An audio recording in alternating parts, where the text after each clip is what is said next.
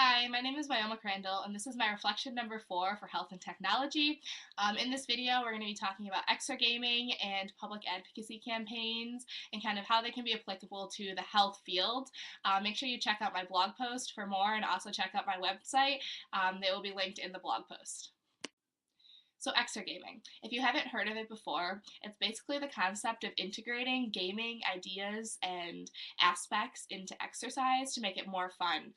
It really allows you to reach a more broad range of people because nobody really likes to go to the gym and run on the treadmill, but if they can play a game or be biking and have a video screen where they're biking through the mountains or trying to catch a dragon or something like that, it adds a fun element and makes it feel less like exercise and more like just a fun game. The Wii is a classic example of exergaming. It came out a while ago, but you can use the remote in your hand to play different sports games.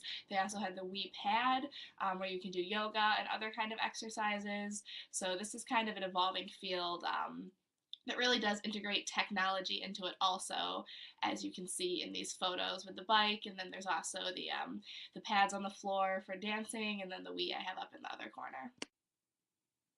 So another aspect of exergaming, or perhaps a technology that can be utilized, is AR and VR, which is augmented reality and virtual reality.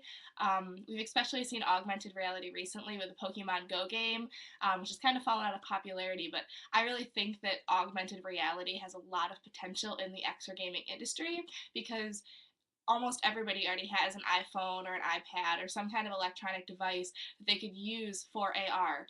And if you could find a way to utilize that for exercising and as a way to get people outside and walking around to achieve goals, I think that could be great for the overall health of people.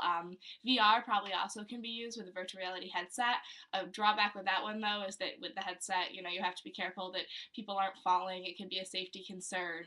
But these are two technologies that I would really like to see utilized more in exergaming, especially the AR. I think that could be really good and really cool.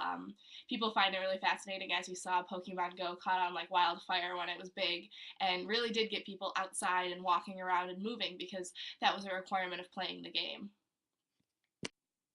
So moving on to the second topic that I want to talk about, public advocacy campaigns. These are basically movements on social networking by different organizations to kind of raise awareness about an issue or to get a message out there.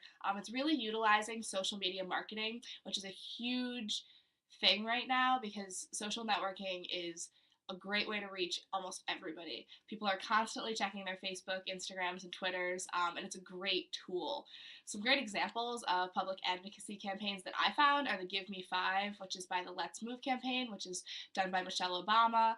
This is basically to promote her initiative of exercise and healthiness living for children.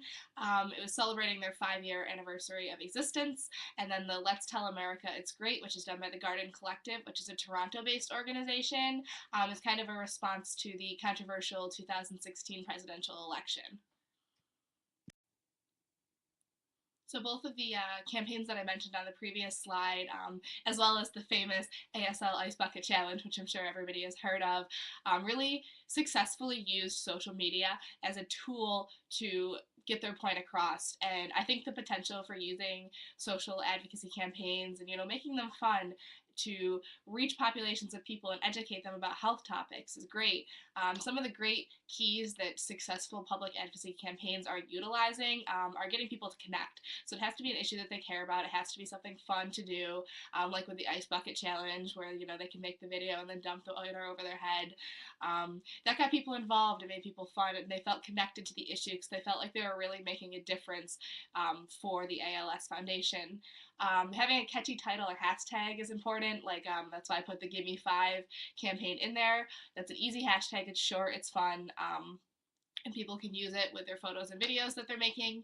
And then anything that can involve influential individuals.